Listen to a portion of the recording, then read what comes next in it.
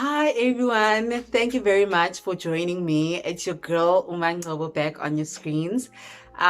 So if you're new on my channel, please do subscribe. Do not just watch. I've seen a lot of you watching this channel and they're not subscribing. Like, what's going on?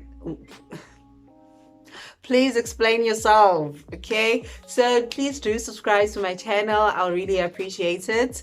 And just like this video, leave a comment down below. And today I'm talking about a really important topic which is really dear to my heart.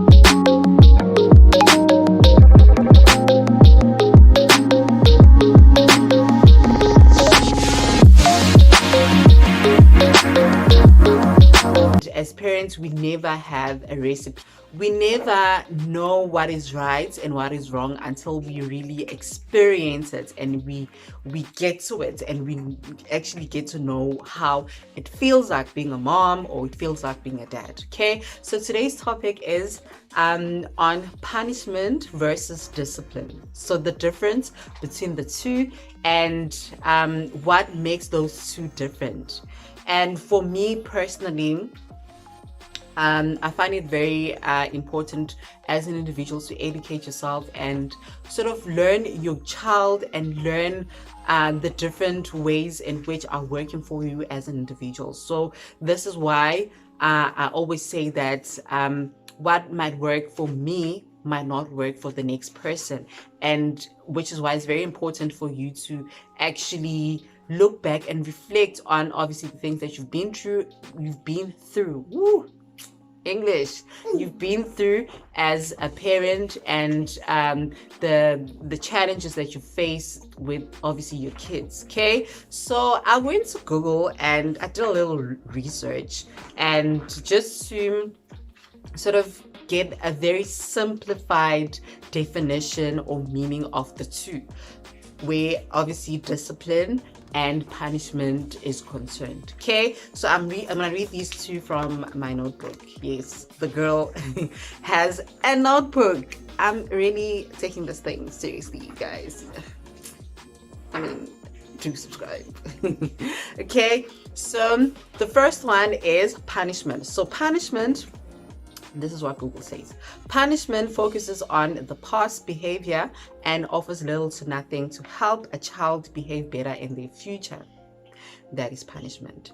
And then discipline is a positive method of teaching a child self-control, confidence, and responsibility.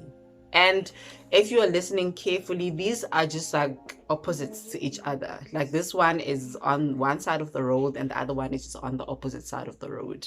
And for me, what I find works is disciplining your child instead of choosing the punishment routes. And for me, what I find works for me is the discipline side of the road, then the punishment side of the road. And I'm going to explain that for you and why I think for me it works.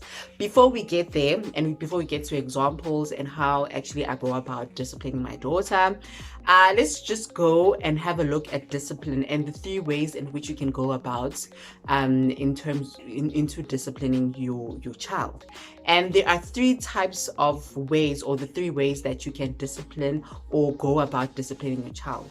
And the first one is preventative discipline, the second one is supportive discipline, and the third one is corrective discipline.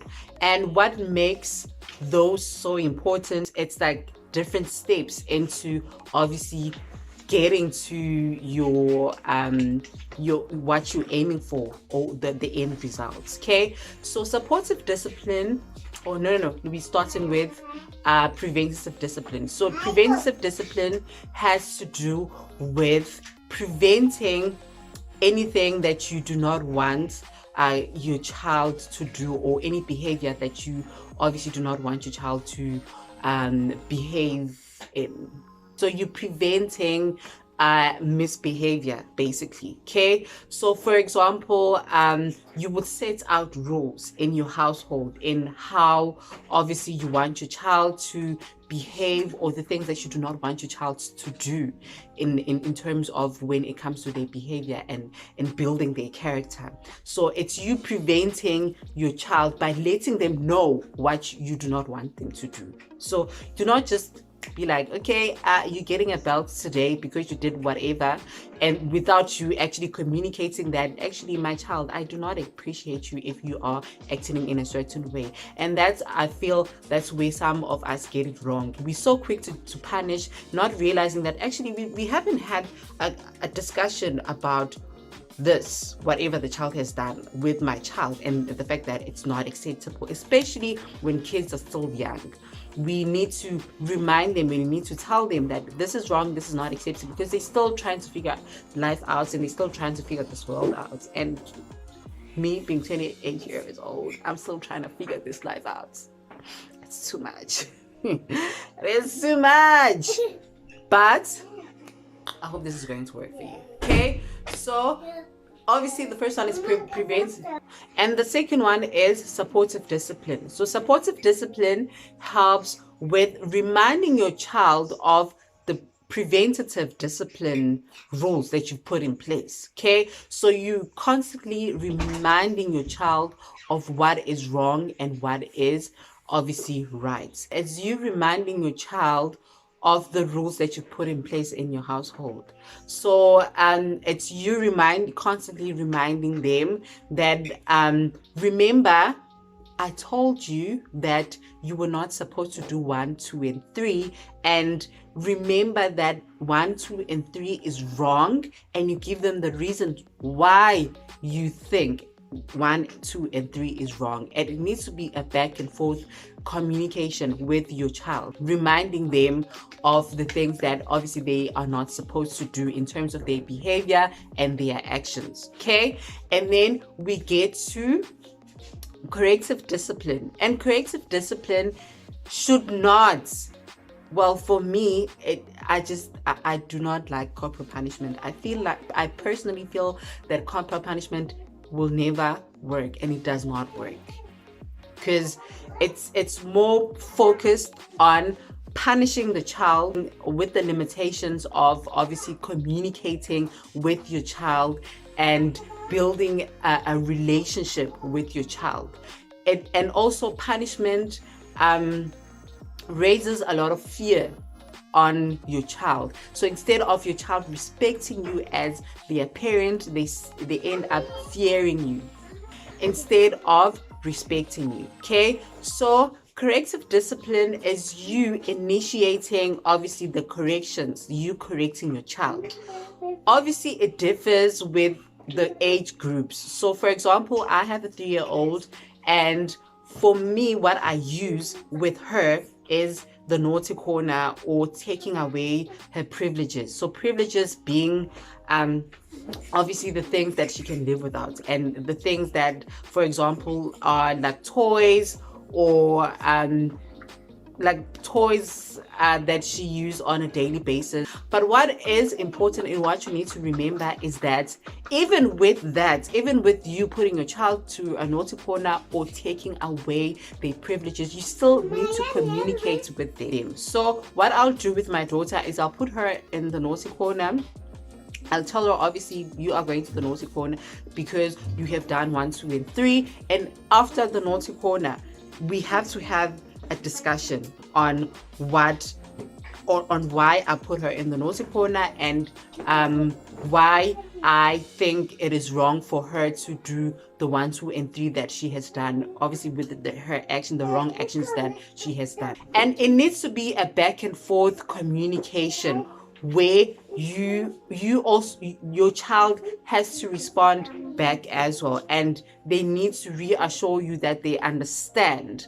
As much as they need reassurance, you as an adult need reassurance as well. They need to understand, and needs to be a give and take sort of relationship. It shouldn't be you just telling them what to do all the time. It should be them as well being able to recognize obviously what is wrong and what is right, and them thinking and logically and going over what they have done and telling you if they realize or do not realize, and why they think whatever that they've done is wrong and whatever that they've done is not right. And giving yourself, both of you, that time, whether 1 minute or 2 minutes, it's just you and her or you and him. You're sitting down, eyes locked, and you just like talking one-on-one. And my daughter, shame, she hates it. She hates that moment. I feel like that's the worst part, where we had to like sit down, or with her standing, or with her still sitting on the naughty corner,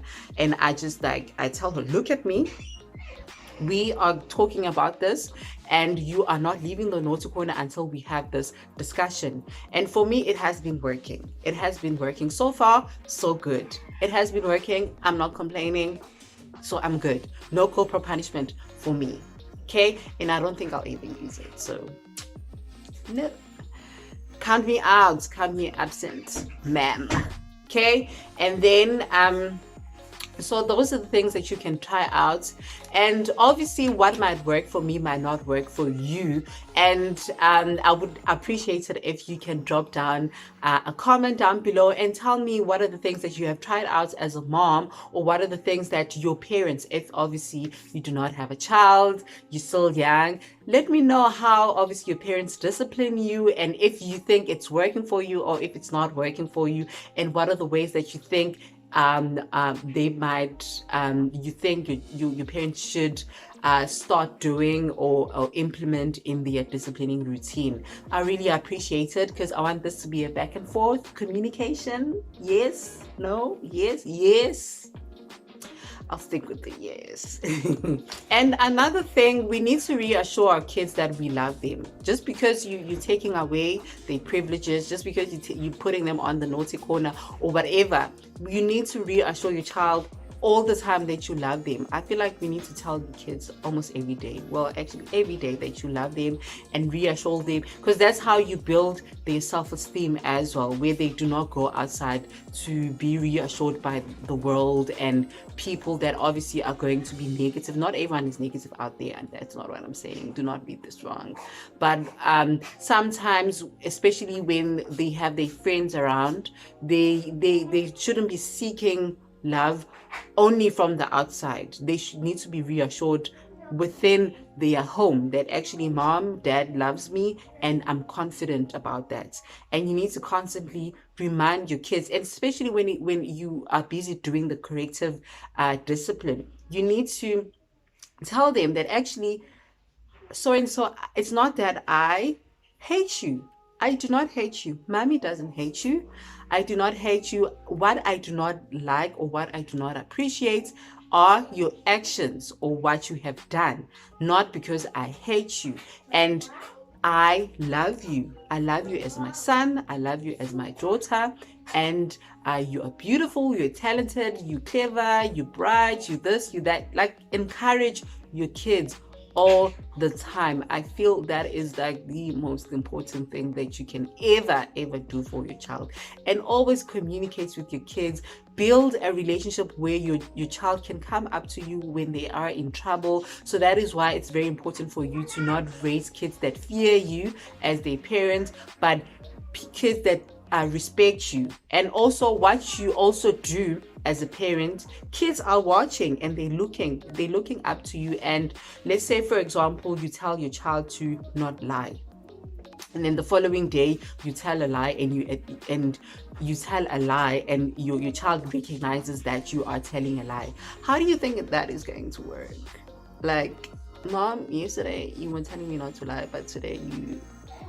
Kids are very clever, and eventually, especially the older they get, teenage years are just the worst. So when they get to that stage, they would remind, even when they still kids, they have no filter.